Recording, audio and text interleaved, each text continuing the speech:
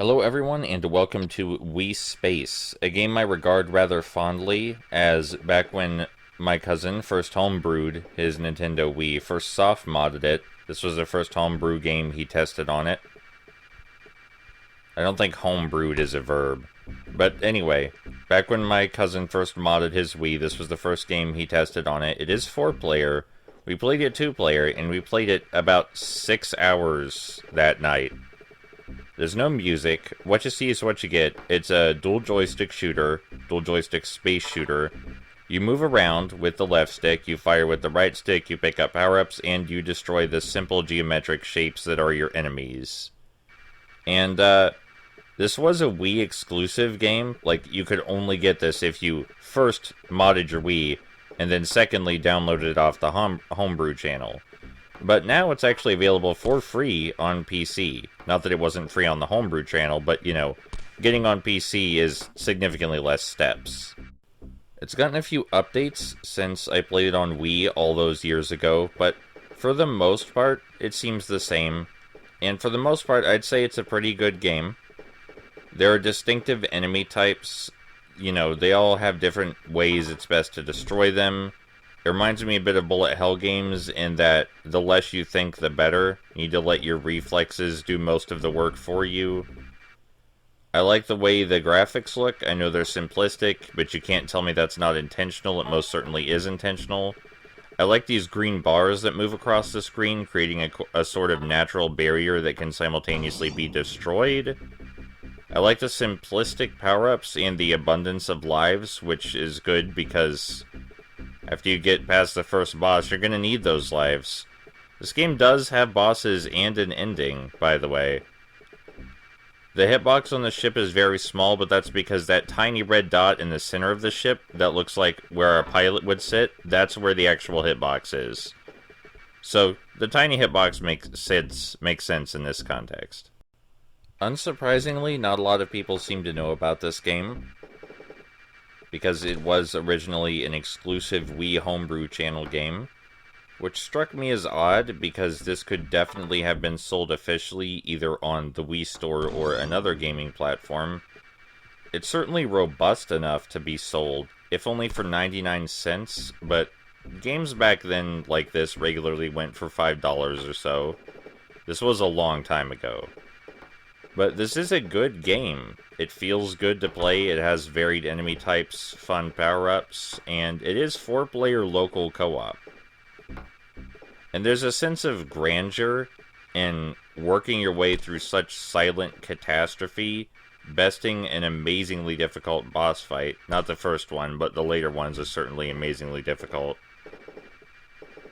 Also, the sound effects are simplistic, but there's a fun and the satisfaction of hearing all these popping and booping sounds when destroying enemies. It just feels good to play. It's just a game that feels good to play. There's not much to say about the design, though. Like, some of the enemies shoot tiny homing squares. Some of the enemies don't shoot at all, but are rather difficult to destroy because you can only hurt them at certain times. There's these purple enemies which attach a tether to you and try to pull you toward them, which, you know, fits well with the green blocks that fly around the screen, because it basically tries to pull you into those. Things get really hairy when there's more than one of those purple tether enemies on the screen. But yeah, it's a good and fun game. And I'm actually really surprised and excited that it got released on PC. An updated version, even, got released on PC, which is what we're playing right now.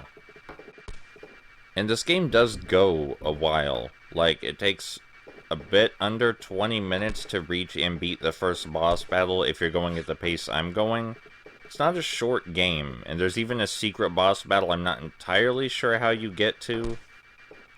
So even if you play really, really well, this game does get difficult, and it's going to take a while to beat if you ever manage to beat it at all. It just strikes me as a little sad that this game wasn't actually considered for sale at any point. Like, the developer definitely could have made some money on this. I would have bought it. Maybe not before trying it, but if he was going to make it free, as he did now, then I think a demo wouldn't be out of the question, so I could see exactly how much I love the game. But yeah, I think this is a great game.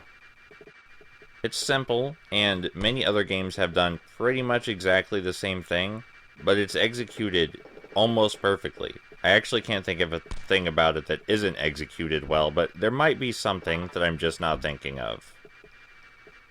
But yeah, I adore this game. It's free on PC now, so if you want to get it, now's as good a time as any.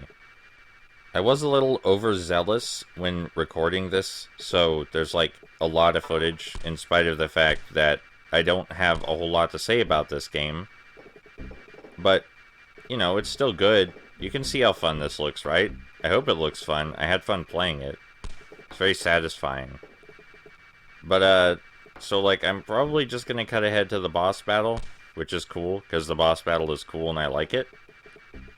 But, so, sorry about the incredibly short videos as of late, but it turns out that traveling for 2 weeks makes you very exhausted. So, my estimate that videos would be back to normal this week may have been a little optimistic, but things should be back to normal soonish, either way. Still, I'm glad I finally found and got to play WiiSpace for you again. Well, I never played it for you the first time, but I'm glad I found it again, is what I meant to say.